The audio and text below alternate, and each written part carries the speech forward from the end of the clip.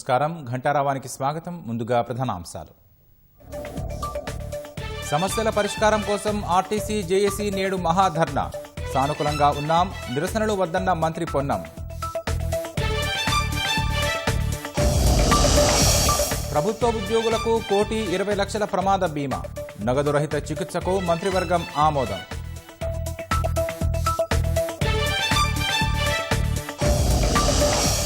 వచ్చే నెల 16 నుంచి అసెంబ్లీ బడ్జెట్ సమావేశాలు. 20న వార్షిక పద్దు ప్రవేశపెట్టనున్న సర్కార్.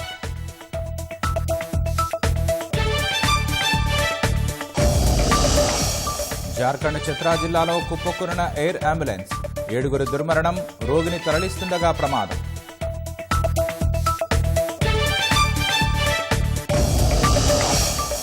టారిఫ్లపై నేటి నుంచి అమెరికా సుప్రీంకోర్టు తీర్పు అమలు. ఒప్పందాలకు కట్టుబడి ఉండాల్సిందేనని ట్రంప్ హెచ్చరిక.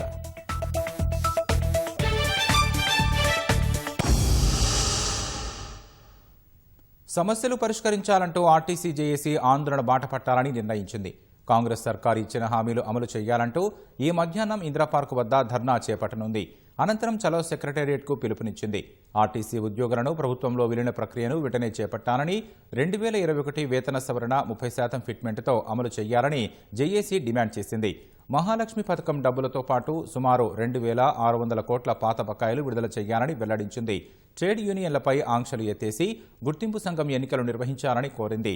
ఆర్టీసీ ఉద్యోగుల డిమాండ్స్ విషయంలో ప్రభుత్వం సానుకూలంగా ఉందని రవాణా శాఖ మంత్రి పొన్నం ప్రభాకర్ వెల్లడించారు. గత ప్రభుత్వం నిర్వీర్యం చేసిన ఆర్టీసీని లాభాల్లోకి తెస్తున్నామన్న మంత్రి కార్మికులు నిరసనలకు విరమించుకోవాలని సూచించారు. హైదరాబాద్లో విద్యుత్ రవాణా వ్యవస్థ అభివృద్ధి దిశగా 1,085 ఎలక్ట్రిక్ బస్సులను ప్రధానమంత్రి ఈ-డ్రైవ్ పథకం కింద కొనేందుకు టీజీఎస్ఆర్టీసీ నిర్ణయించింది. ఈ మేరకు ఒలెక్ట్రా గ్రీన్ టెక్ లిమిటెడ్కు టీజీఎస్ఆర్టీసీ లెటర్ ఆఫ్ ఇంటెంట్ జారీ చేసింది. 12 మీటర్ల పొడవు ఉన్న లో ఫ్లోర్ బస్సులను ఒలెక్ట్రా సంస్థ సరఫరా చేయనుంది. వీటిలో ఏసీ, నాన్ ఏసీ బస్సులున్నాయి. బస్సు ముందు వెనుక భాగంలో ఆధునిక ఎయిర్ సస్పెన్షన్ వ్యవస్థ. ఒక్కసారి ఛార్జ్ చేస్తే 250 కిలోమీటర్లకు పైగా ప్రయాణించే సామర్థ్యంతో ఇవి హైదరాబాద్లో తిరగనున్నాయి. సుమారు 45 నిమిషాల్లో పూర్తిస్థాయి ఛార్జింగ్ ఎక్కే సౌకర్యం సహా దివ్యాంగుల కోసం ప్రత్యేకంగా వీల్చైర్ స్థలాన్ని కేటాయించినట్లు సంస్థ ప్రతినిధులు తెలిపారు. రాష్ట్రంలో అసెంబ్లీ బడ్జెట్ సమావేశాలకు రంగం సిద్ధమైంది. మార్చి 16 నుంచి సమావేశాలు ప్రారంభం కానున్నాయి. అసెంబ్లీ సమావేశాల నిర్వహణపై కేబినెట్లో చర్చించారు. మార్చి 16న గవర్నర్ ప్రసంగం ఉంటుంది. మార్చి 17, 18 తేదీల్లో గవర్నర్ ప్రసంగానికి ధన్యవాదాలు తెలుపుతారు. మార్చి 19న ఉగాది ఉన్నందున 20వ తేదీ సభలో బడ్జెట్ ప్రవేశపెడతారు. బడ్జెట్ను అధ్యయనం చేసేందుకు సభ్యులకు మరుసటి రోజు 21న సెలవు ఇచ్చి 22 నుంచి బడ్జెట్పై చర్చ ప్రారంభం కానుంది.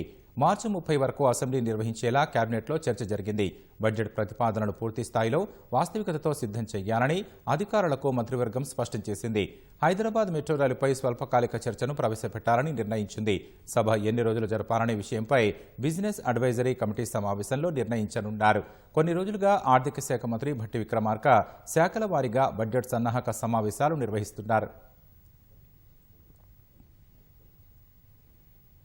కేంద్రం నుంచి వస్తున్న గ్రాంట్లు బడ్జెట్ అంచనాలను ఏమాత్రం అందుకోవడం లేదు. ఏటా రాష్ట్ర బడ్జెట్లో గ్రాంట్ల మొత్తాన్ని భారీగా అంచనా వేస్తూ వస్తున్నారు. తీరా చూస్తే నిధులు మాత్రం ఆశించిన దానిలో 3వ వంతు కూడా రావడం లేదు. ఫలితంగా బడ్జెట్ అంచనాలకు దూరంగా ఉంటోంది. కేంద్ర ప్రభుత్వం నుంచి పన్నుల్లో వాటాతో పాటు రాష్ట్రాలకు గ్రాంట్ల రూపంలో నిధులు వస్తుంటాయి. ఈ నిధులు వివిధ రూపాల్లో వస్తుంటాయి. ప్రతి 5 ఏళ్లకు ఒకసారి కేంద్ర ఆర్థిక సంఘం ఇచ్చే సిఫార్సులకు అనుగుణంగా రాష్ట్రాలకు కేంద్రం గ్రాంట్ల రూపంలో నిధులు ఇస్తుంది. స్థానిక సంస్థలకు ఇచ్చే నిధులతో పాటు ఎన్డీఆర్ఎఫ్ కింద ఈ నిధులు ఉంటాయి. ఎన్నికల నిర్వహణ తదితర షరతులకు లోబడి ఈ నిధులను కేంద్రం రాష్ట్రాలకు విడుదల చేస్తుంది. కేంద్ర ప్రాయోజిత పథకాల ద్వారా కూడా రాష్ట్రాలకు నిధులు వస్తుంటాయి.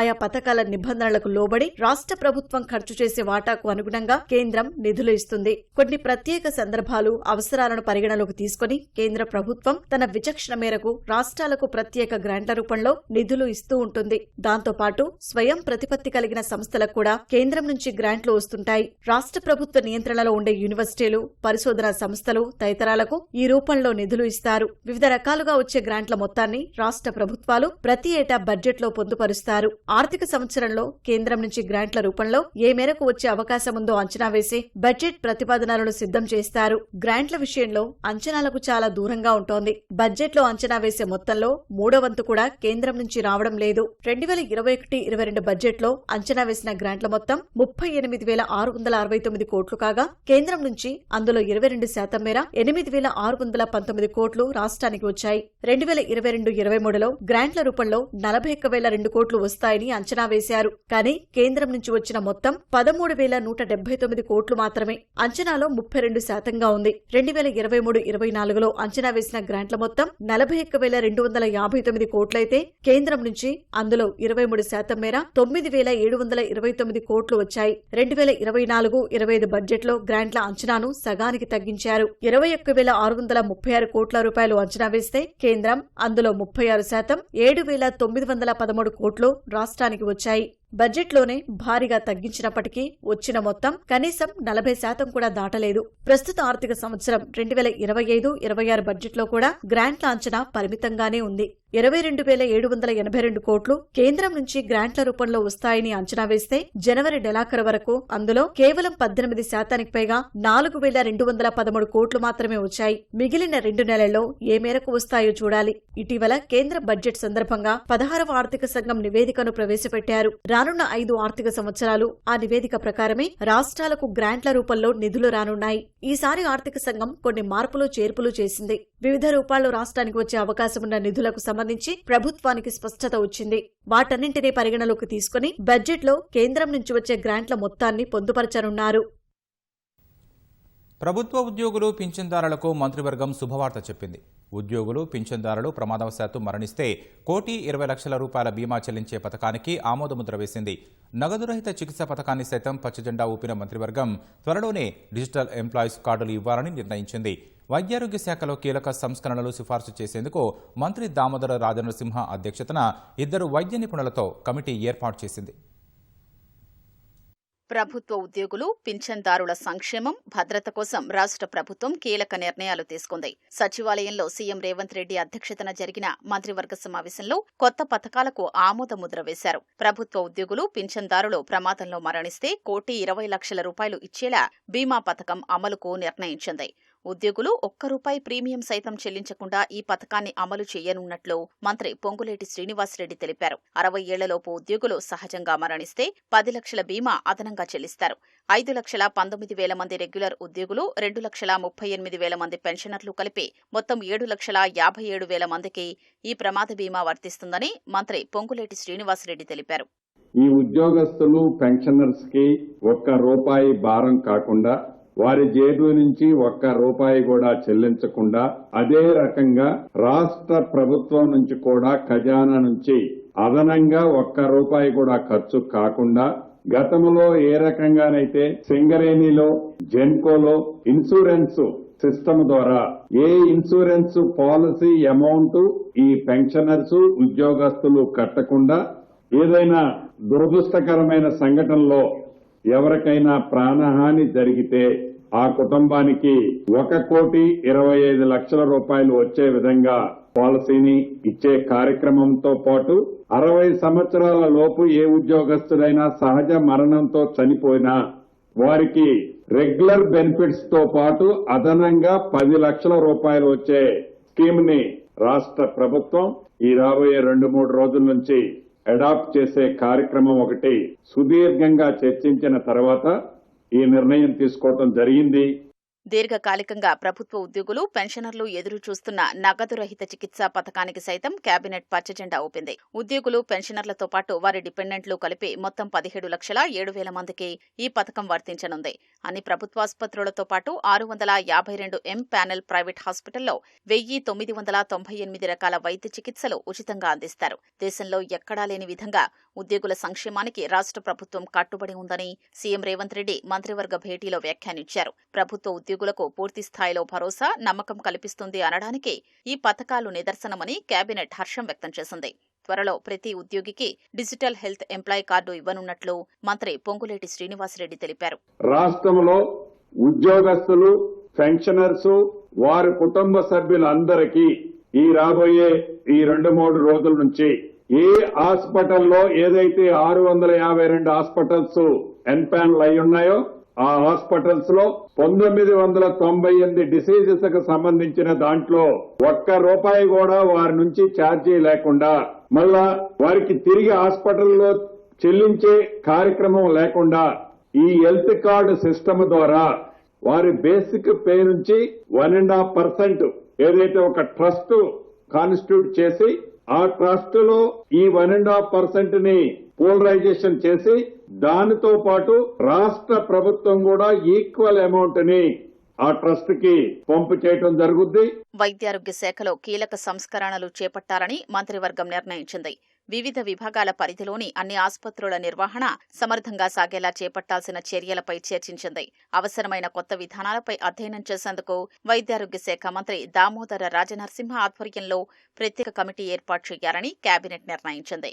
ఆసుపత్రుల నిర్వహణను పగడ్బందీగా చేపట్టేందుకు వైద్య సేవలు, పరిపాలనా సేవల్ని వేరుగా విభజించే ప్రత్యామ్నాయాల్ని సైతం పరిశీలించాలని ముఖ్యమంత్రి సూచించినట్లు మంత్రి పొంగులేటి వెల్లడించారు. రాష్ట్రంలో సామాన్య ప్రజలకి మరింత మెరుగైన వసతుల సౌకర్యం కల్పించే కార్యక్రమాన్ని కూడా చేపట్టాలని రాష్ట్ర ప్రభుత్వం నిర్ణయించడం జరిగింది. వైద్య ఆరోగ్య శాఖ మంత్రి గారు దామోదర నరసింహ గారి ఆధ్వర్యంలో వారి చైర్మన్ గా, ప్రభుత్వ సలహాదారులుగా డాక్టర్ నోరి దత్తాత్రేయ గారు, అదే రకంగా డాక్టర్ శ్రీనాథ్ రెడ్డి గారిని ఒక అత్యున్నత కమిటీని కూడా ఏర్పాటు చేసి మెరుగైన కాంక్రీటెడ్ ప్రపోజల్స్ తో ఒక ప్రపోజల్ ను కూడా హెల్త్ సెక్టార్ లో తీసుకురావాలని కేబినెట్ నిర్ణయించడం జరిగింది. తెలంగాణ వైద్య విధాన పరిషత్ను directorate of secondary health care గా మార్చాలని మంత్రివర్గం నిర్ణయించింది. ఇప్పటి వరకు స్వయం ప్రతిపత్తి సంస్థగా ఉన్న టీవీవీపీ ఇక నుంచి ప్రభుత్వ విభాగంగా పనిచేయనుంది. నిధుల కేటాయింపులో ప్రాధాన్యం పెరగడంతో పాటు సర్జికల్స్, మెడిసిన్స్ కొనుగోలు వేగంగా జరుగుతుందని మంత్రి పొంగులేటి తెలిపారు. డాక్టర్లు, సిబ్బందికి సకాలంలో వేతనాలు అందుతాయని వివరించారు. జార్ఖండ్లోని చిత్రా జిల్లాలో ఎయిర్ అంబులెన్స్ కుప్పకూలి 7 ప్రాణాలు కోల్పోయారు. కారణ గాయాలతో విషమ పరిస్థితుల్లో ఉన్న రోగిని చికిత్స కోసం రాంచీ నుంచి ఢిల్లీకి తరలిస్తుండగా ఈ ప్రమాదం జరిగింది. రెడ్ బర్డ్ ఎయిర్వేస్ ప్రైవేట్ లిమిటెడ్కు చెందిన విమానం రాంచీ విమానాశ్రయం నుంచి నిన్న రాత్రి 7:11 టేకాఫ్ అయ్యిందని చిత్రా డిప్యూటీ కమిషనర్ కీర్తిశ్రీ తెలిపారు. 7:34 ఏటీసీతో విమానం సంబంధాలు కోల్పోయిందని వెల్లడించారు. అనంతరం కొన్ని నిమిషాలకే సిమరియాలోని అటవీ ప్రాంతంలో కూలిపోయిందని చెప్పారు. ఎయిర్ అంబులెన్స్లో రోగితో పాటు వైద్యుడు, 2 సహాయకులు, ఓ పారామెడికల్ ఉద్యోగి, పైలట్, కోపైలట్ ఉన్నారని తెలిపారు. వారంతా ప్రమాదంలో మృతి చెందారని డిప్యూటీ కమిషనర్ వెల్లడించారు. ప్రతికూల వాతావరణ కారణంగా విమానం కూలినట్లు రాంచీ విమానాశ్రయం డైరెక్టర్ వినోద్ కుమార్ అనుమానం వ్యక్తం చేశారు. ఈ ప్రమాదంపై దర్యాప్తు జరిపేందుకు డీజీసీఏ, ఏఏఐబీ బృందాన్ని ఘటనా స్థలికి తరలించింది.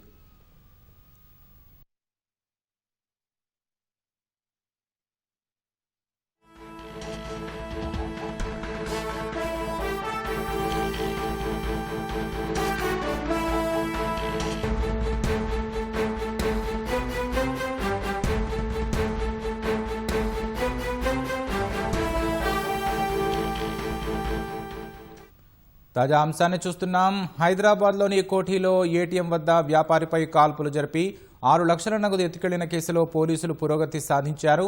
నిందితులను వెంటాడి ఉత్తరప్రదేశ్లో పట్టుకున్నట్లు తెలుస్తోంది. ఇక పూర్తి వివరాలు మా ప్రతినిధి నాగార్జున నాయుడు తెలుసుకుందాం. నాగార్జున, చెప్పండి, నిందితులను ఎలాంటి ఎత్తుగడలతో పోలీసులు పట్టుకున్నారు?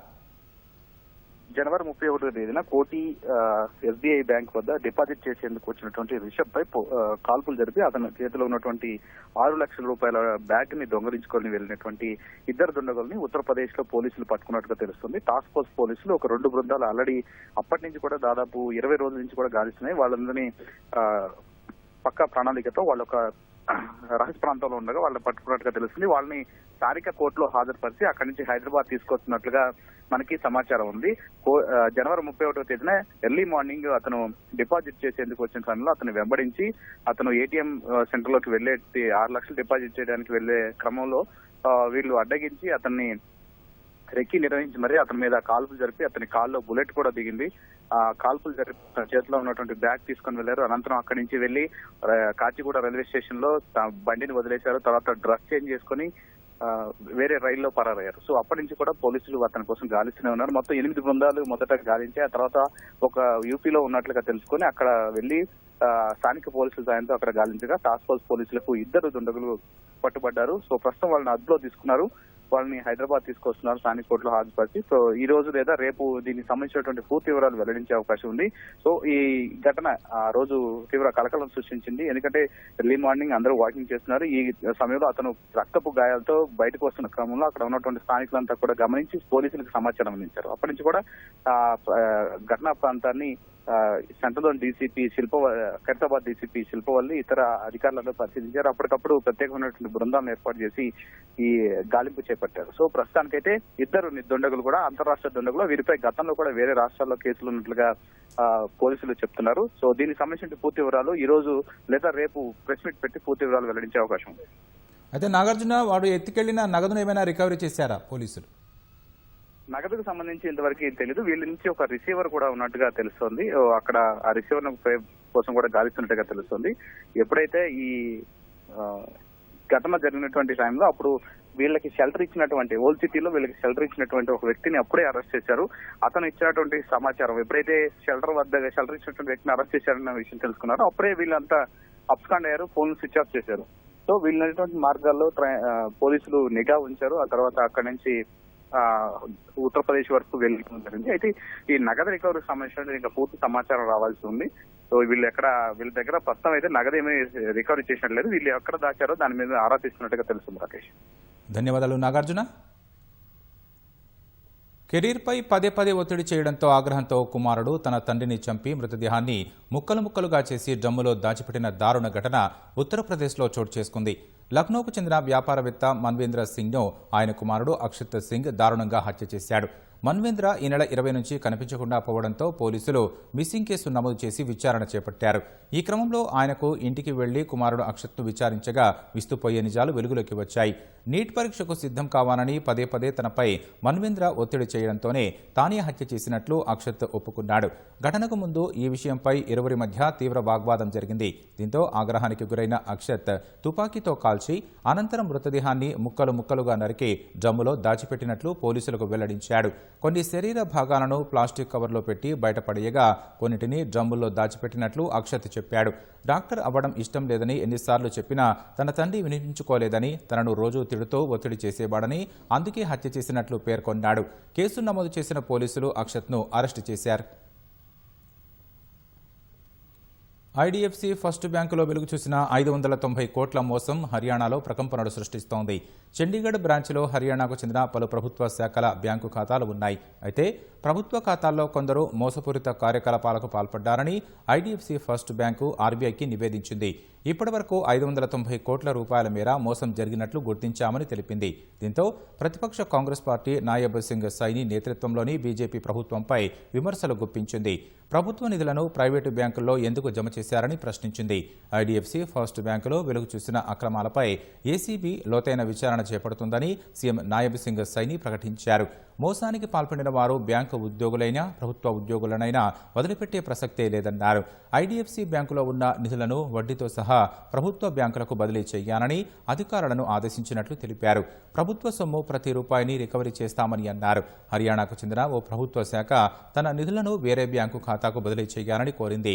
ఖాతాలో ఉన్న అసలు నిల్వకు రికార్డుల్లో ఉన్న మొత్తానికి మధ్య తేడాలు రావడంతో ఈ మోసం బయటపడింది. స్వతంత్ర భారతదేశపు ఏకైక భారతీయ గవర్నర్ జనరల్ చక్రవర్తి రాజగోపాలాచారి విగ్రహాన్ని ఢిల్లీలోని రాష్ట్రపతి భవన్లో రాష్ట్రపతి ద్రౌపది ముర్ము ఆవిష్కరించారు. ఈ కార్యక్రమానికి ఉపరాష్ట్రపతి సిపి రాధాకృష్ణన్, రాజగోపాలాచారి కుటుంబ సభ్యులు హాజరయ్యారు. అశోక మండపం సమీపంలోని గ్రాండ్ ఓపెన్ మెట్ల వద్ద ఉన్న బ్రిటిష్ ఆర్కిటెక్ట్ ఎడ్విన్ ల్యూటియన్స్ విగ్రహాన్ని తొలగించి అక్కడ రాజగోపాలాచారి విగ్రహాన్ని ఏర్పాటు చేశారు. వలసవాద స్మృతులను తొలగించి భారతీయ సంస్కృతి, వారసత్వం, సంప్రదాయాలకు పట్టం కట్టే దిశగా ఈ చర్య తీసుకున్నట్లు రాష్ట్రపతి కార్యాలయం ఎక్స్లో పోస్టు చేసింది. బాపూజీ విగ్రహం ఎదురుగా రాజాజీ ప్రతిమను ఏర్పాటు చేయడం సముచితమని ప్రధాని నరేంద్ర మోదీ పేర్కొన్నారు. సుంకాల విషయంలో సుప్రీంకోర్టు ఇచ్చిన తీర్పును అలుసుగా తీసుకుని ఏ దేశమైనా ఆటలాడాలని చూస్తే భారీ టారిఫ్లు విధిస్తానని అమెరికా అధ్యక్షుడు డొనాల్డ్ ట్రంప్ హెచ్చరించారు. గతంలో తమతో కుదుర్చుకున్న వాణిజ్య ఒప్పందాలకు కట్టుబడి ఉండాల్సిందేనని అన్నారు. ఈ మేరకు తన సామాజిక మాధ్యమం ట్రూత్ సోషల్లో పోస్టు చేశారు. దశాబ్దాలుగా అమెరికాను అనేక దేశాలు కొల్లగొట్టాయని రాసుకొచ్చారు. సుప్రీంకోర్టు తీర్పును అడ్డుపెట్టుకుని ఆటలాడాలని చూస్తే వాణిజ్య ఒప్పందాల్లో కుదుర్చుకున్న సుంకాలతో పోలిస్తే భారీ టారిఫ్లు విధిస్తానని హెచ్చరించారు. ప్రపంచ దేశాలపై విధించిన 10% సుంకాలను 15%కి చేర్చాలని అనుకుంటున్నట్లు ట్రంప్ తెలిపారు. అటు సుంకాల పేరుతో వసూలు చేసిన $175 బిలియన్ వడ్డీతో సహా తిరిగి చెల్లించాలని డెమోక్రాట్ పార్టీకి చెందిన 2 ప్రజా ప్రతినిధులు సెనెట్లో బిల్లు ప్రవేశపెట్టారు. చిన్న వ్యాపారస్తులకు ప్రాధాన్యమిస్తూ 180 రోజుల్లోగా రీఫండ్లు చెల్లించాలని బిల్లులో ప్రతిపాదించారు. మరోవైపు ట్రంప్పై అమెరికన్ల అసంతృప్తి పెరుగుతోందని ఓ సర్వే నివేదిక పేర్కొంది. ఆయన ఆర్థిక విధానాలను కేవలం 39% మంది సమర్థించారని తెలిపింది. వలసల విషయంలో 38% మద్దతు తెలిపారని వెల్లడించింది. ఇరాన్పై సైనిక చర్యకు అమెరికా సిద్ధమవుతున్నట్లు కనిపిస్తోంది. అత్యవసరం కాని దౌత్యవేత్తలు వెంటనే లెబనాన్ను వీడాలని అమెరికా విదేశాంగ శాఖ ఆదేశించడమే అందుకు కారణం. భద్రతా పరిస్థితులను సమీక్షించి ఈ నిర్ణయం తీసుకున్నట్లు అమెరికా విదేశాంగ శాఖ తెలిపింది. లెబనాన్లో ఇరాన్ మద్దతు గల హెజ్బొల్లా గ్రూపు వల్ల అమెరికా ప్రయోజనాలకు ముప్పు పొంచి ఉంది. 1983-1984లో హెజ్బుల్లా సంస్థ అమెరికా రాయబార కార్యాలయంపై దాడులు జరిపింది. ఇప్పుడు తన సిబ్బందిని వెనక్కి రావాలని ఆదేశించడం వెనుక 2 కారణాలు ఉండొచ్చని నిపుణులు అంటున్నారు. అమెరికా ఇరాన్పై దాడి చేయడం లేదా ఇజ్రాయెల్ హెజ్బొల్లా లక్ష్యంగా దాడి చేసే అవకాశం ఉందని చెబుతున్నారు. ఉద్రిక్తతలు కొనసాగుతున్నప్పటికీ ఈ నెల 26న జెనీవా వేదికగా ఇరాన్ అమెరికాలు అణు ఒప్పందంపై పరోక్ష చర్చలు జరిపే అవకాశం ఉంది. అమెరికాలో న్యూయార్క్ సహా ఈశాన్య రాష్ట్రాలను భారీ హిమపాతం వణికిస్తోంది. రోడ్లపై భారీగా మంచు పేరుకుపోవడంతో ప్రయాణాలపై నిషేధం విధించారు. మంచు తుపాను హెచ్చరికలతో లక్షలాది మంది ఇళ్లకే పరిమితమయ్యారు. మేరీల్యాండ్ మొదలు మైన్ వరకు మంచు తుపాను హెచ్చరికలు జారీ అయ్యాయి. విమానాల ట్రాకింగ్ వెబ్సైట్ ఫ్లైట్ అవేర్ ప్రకారం 5,000కు పైగా విమానాలు రద్దయ్యాయి. న్యూయార్క్ నుంచి మసాచుసెట్స్ వరకు సోమవారం తెల్లవారుజామున గంటకు 2 నుంచి 3 అంగుళాల చొప్పున మంచు కురిసింది. కొన్ని ప్రాంతాల్లో అడుగు మేర మంచు నమోదైంది. మంచు తుపాను కారణంగా అత్యవసరం కాని ప్రయాణాలను నిషేధిస్తున్నట్లు న్యూయార్క్ సిటీ అధికారులు ప్రకటించారు. రోడ్ ఐలాండ్, న్యూజెర్సీలోనూ ఇలాంటి ఆంక్షలు విధించారు. విద్యుత్ సరఫరాలో అంతరాయంతో లక్షలాది మంది ఇక్కట్లు పడుతున్నారు. న్యూయార్క్ సిటీ, ఫిలడెల్ఫియా తదితర నగరాల్లో డెలావేర్ నుంచి మసాచుసెట్స్ వరకు వివిధ రాష్ట్రాల్లో అత్యవసర పరిస్థితిని ప్రకటించారు. కర్ణాటక కార్వార్లోని ఓ ఇంటి ఆవరణలో 6 కొండ చిలువలు కనిపించడం కలకలం రేపింది. పట్టణంలోని కతినకోన ప్రాంతంలో విజయ్ కాలేకర్ అనే వ్యక్తి ఇంటి ఆవరణలో ఆదివారం కొండ చిలువలు కనిపించాయి. ఆరుబయట ఉంచిన ఇనుప సామగ్రి వద్ద పాములు కదులుతున్నట్లు కుటుంబ సభ్యులు గుర్తించారు. దగ్గరకు వెళ్లి చూడగా సుమారు 8 నుంచి 12 అడుగుల పొడవున్న కొండ చిలువలు కనిపించడంతో వారంతా భయాందోళనకు గురయ్యారు. వెంటనే అటవీశాఖ సిబ్బందికి సమాచారం ఇచ్చారు. అక్కడికి చేరుకున్న సిబ్బంది కొండ చిలువలను పట్టుకుని సమీప అటవీ ప్రాంతంలో విడిచిపెట్టారు.